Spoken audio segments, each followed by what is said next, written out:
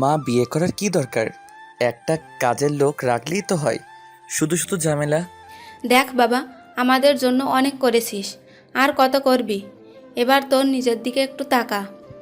তোর নিজের ভবিষ্যৎ কি হবে একবার ভেবে দেখেছিস? মা প্লিজ এসব কথা বাদ দাও তো। আমি তোমাদের নিয়ে অনেক সুখে আছি, কাউকে চাই না আমি। তুই আর অমত করিস না, বাপ রাজি হয়ে যা।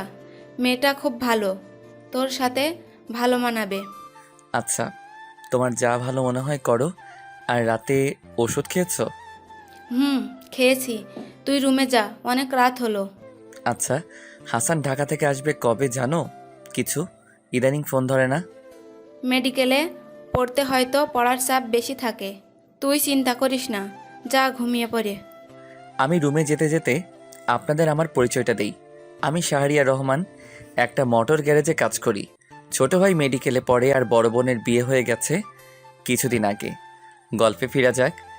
রুমে এসে ফ্রেশ হয়ে নিলাম, ফ্রেশ হয়ে শুয়ে পড়লাম। আমার বাবা বিছানা থেকে উঠতে পারে না, মাও ততটা পারে না, বড় হয়ে গেছে। কিন্তু কিছু করার নেই।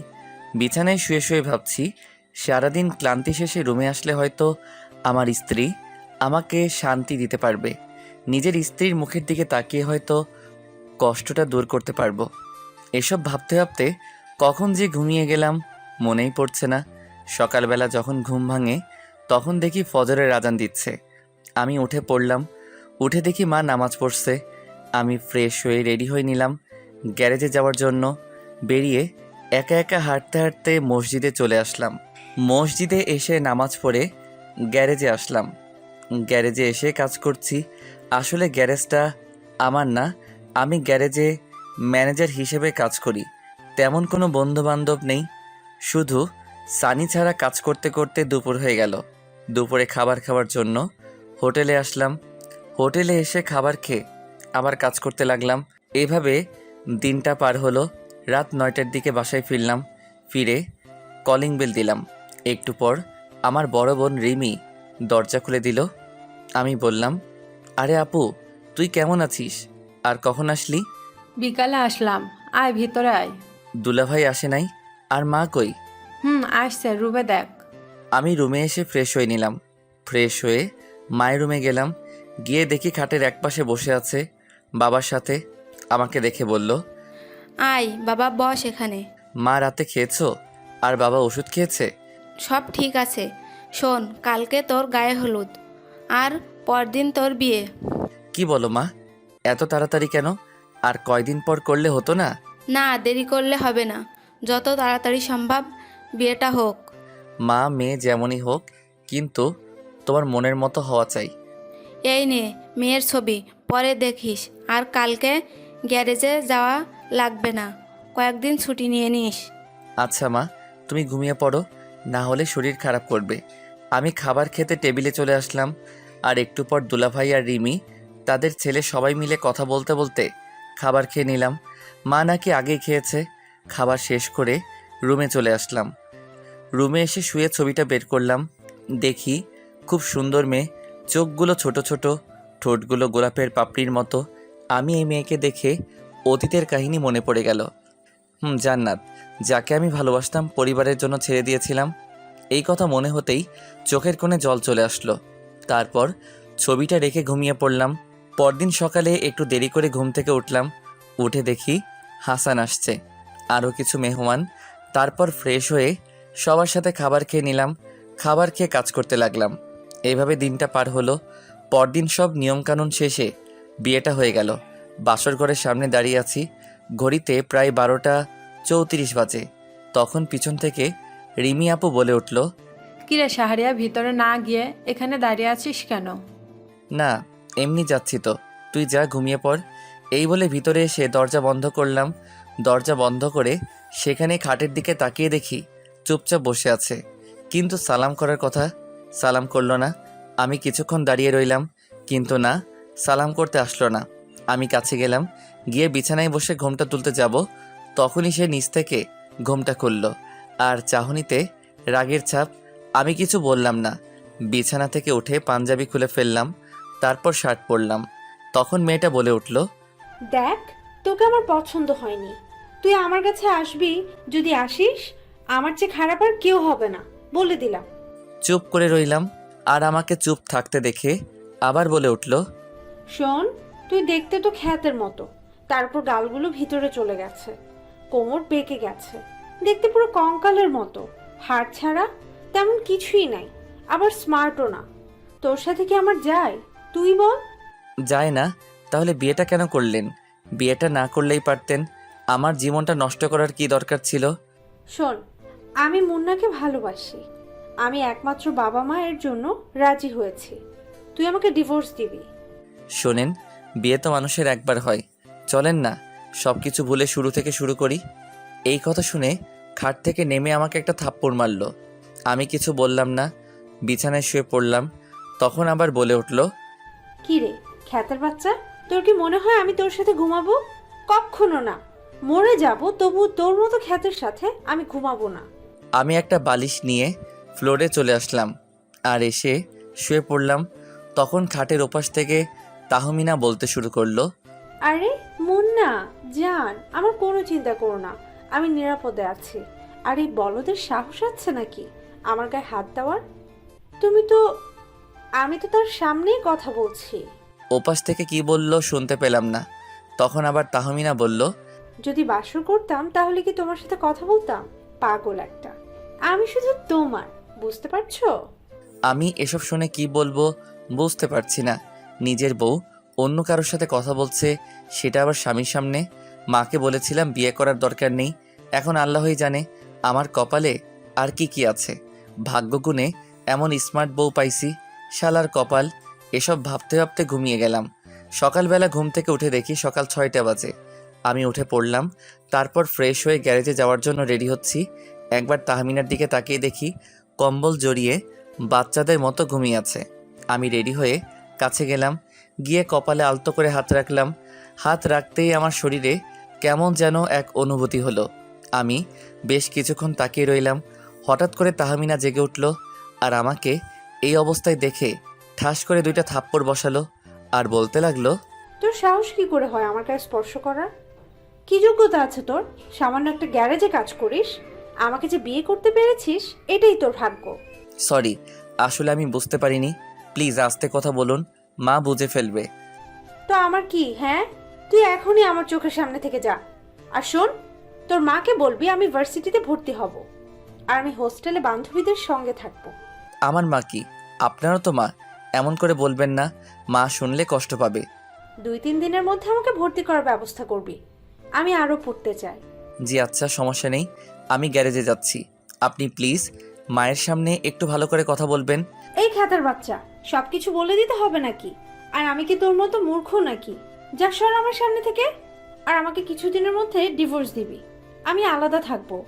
আমি কিছু বললাম না, চুপচাপ বাহিরে চলে আসলাম। বাহিরে এসে গ্যারেজে এসে কাজ করতে লাগলাম। রাতের বেলা কাজ করে বাসায় ফিরলাম। তখনই মনে হলো তাহমিনা ডিভোর্সের কথা। আমি একটা বন্ধুর কাছে গেলাম, সে অ্যাডভোকেট। আমি ওর কাছে গিয়ে সব কিছু বললাম। সে শুনে বলল, আজকে আবেদন করলে কোর্ট 3 মাসের সময় দিবে। তারপর আমি আবেদন করলাম আর একটা কপি আমার সাথে নিয়ে নিলাম, কারণ তাহমিনাকে দেখাতে হবে। আমি বাসায় ফিরে কলিং বেল দিলাম আর একটু পর মা এসে দরজা খুলে দিল। আমি ভিতরে এসে দেখি তাহমিনা কারোর সাথে ফোনে হেসে হেসে কথা বলছে। আমি বুঝতে পারলাম এটা মুন্না হবে হয়তো। আমাকে রেখে ফোনটা রেখে দিল। আমি কাগজটা হাতে দিয়ে ফ্রেশ হতে চলে আসলাম। ফ্রেশ হয়ে এসে তাহমিনা বলল, তার মানে তোর সাথে আমার আরো 3 মাস থাকতে হবে? উফ। কিছু করার নাই, আমাকে মুন্নার নাম্বারটা দিয়েন, আমি আপনাকে তার হাতে তুলে দিব। এই বলে খাবার টেবিলে চলে আসলাম। একটু পর তাহমিনাও আসলো আর সবাই একসাথে মিলে খাবার খেয়ে নিলাম। খাবার শেষ করে রুমে এসে শুয়ে পড়লাম। এইভাবে দেখতে দেখতে 3টা মাস কেটে গেল। কেন জানি এই কয়েক মাসে তাহমিনার উপর মায়া বসে গেল। তাহমিনা ফোনে কথা বললে বুকের ভিতর চিনচিন ব্যথা অনুভব হয়। হয়তো তাহমিনাকে ভালোবেসে ফেলেছি।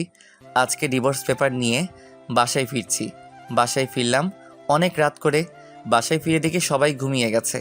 আমি তাহমিনাকে বললাম, আপনি রেডি হয়ে নিন, মুন্না এই জায়গায় দাঁড়িয়ে আছে। কথাটা শুনে তাহমিনা খুশি হলো আর রেডি হতে লাগলো। একটু পরেই রেডি হলো। আমি তাহমিনাকে আস্তে আস্তে বাহিরে নিয়ে আসলাম যেন কেউ টের না পায়। আমি বাইকে উঠলাম আর তাহমিনাকে বললাম, তাড়াতাড়ি বাইকে উঠুন। তাহমিনা বাইকে উঠল। আমি বাইক চালাতে লাগলাম। চোখ দিয়ে নীরবে পানি ঝরছে। আমি তাহমিনাকে বললাম, আচ্ছা আপনাকে একটা গল্প বলি, শুনবেন শেষবার? আচ্ছা বল শুনি। যখন আমি ক্লাস 8-এ পড়ি তখন থেকেই একটা মেয়ের সাথে আমার প্রেম হয়। স্কুলে মেয়েটা ছিল আমার 1 ক্লাস জুনিয়র। ভালোই চলছিল দিনগুলো। আস্তে আস্তে টেনে উঠলাম। একদিন বাসায় এসে দেখি বাবা বিছানায় শুয়ে আছে। 2টা পা নেই, 2টা পা হাঁটু থেকে কেটে ফেলা হয়েছে, আর ডান হাতটা ভেঙে গেছে।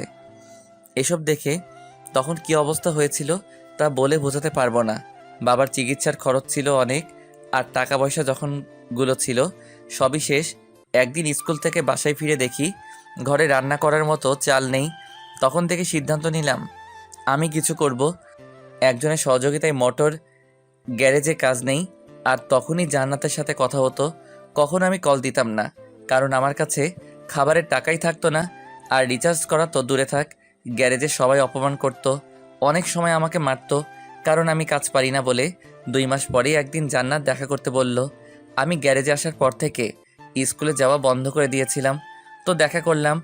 দেখা করে জান্নাত বলল তার বিয়ে ঠিক হয়ে গেছে, তাকে নিয়ে পালিয়ে যেতে হবে। এত বছরের প্রেম একদিনে শেষ হয়ে যাবে। আমি সেদিন চুপচাপ চলে আসি। সারা রাত ভাবতে লাগলাম কি করব আমি। চলে গেলে ছোট ভাই বোন বাবা মা এদের দেখবে কে। সিদ্ধান্ত নিলাম পালিয়ে যাব না। না, পরদিন আবার দেখা করলাম। দেখা করে স্বার্থপরের মতো জান্নাতকে না করি। জান্নাত আমার পায়েও ধরেছিল, কিন্তু আমি যাইনি। সেদিন চলে আসি। একদিকে ফ্যামিলি চিন্তা, আর একদিকে ভালোবাসা। যেগুলো গ্যারেজ থেকে টাকা পেতাম প্রায় অর্ধেক টাকা চলে যেত বাবার চিকিৎসার খরচে। এমনও দিন হতো আমি পানি খেয়ে থাকতাম। 2 দিন পরে শুনতে পেলাম জান্নাত আত্মহত্যা করেছে। আমি এটা শুনে পাগলের মতো অবস্থা। নিজের ভালোবাসার মানুষের জানাজা নামাজ পড়তে হবে ভাবতেই কেমন হৃদয়টা হো হো করে উঠে। আমার জন্যই জান্নাত পৃথিবী ছেড়ে চলে গেল। তারপর আমার একটা বন্ধু সানি, সে আমাকে সাহস দেয়, কিন্তু প্রতি রাতে তার জন্য কান্না করতাম, ঠিকমতো খাবার খেতাম না। এভাবে অনেক দিন পার হলো, আর একসময় আমি নিজেই অসুস্থ হয়ে গেলাম। তবুও বাসায় বুঝতে দিলাম না। জান্নাতের কথা মা জানতো। মা জান্নাতের খবরটা শুনে নীরবে কান্না করত। তারপর ফ্যামিলির জন্য সব কিছু করতে করতে অনেকগুলি বছর কেটে যায়, আর আপনাকে বিয়ে করি। ভেবেছিলাম আপনাকে নিয়ে হয়তো বাকি দিনগুলো পার করব। জান্নাতের শেষ একটা চিঠি আমার কাছে এখনও রয়েছে। সেখানে লেখা ছিল, আমি চলে যাচ্ছি, তুমি কোনো কষ্ট পাবে না। যখন আমার কথা মনে হবে ওই আকাশের দিকে তাকিয়ে থাকবা, তাহলে আমাকে দেখতে পাবে। নিজের যত্ন নিও, নতুন কাউকে নিয়ে সুখে থাকবা, আমাকে নতুন কারোর মধ্যে খুঁজে পাবা।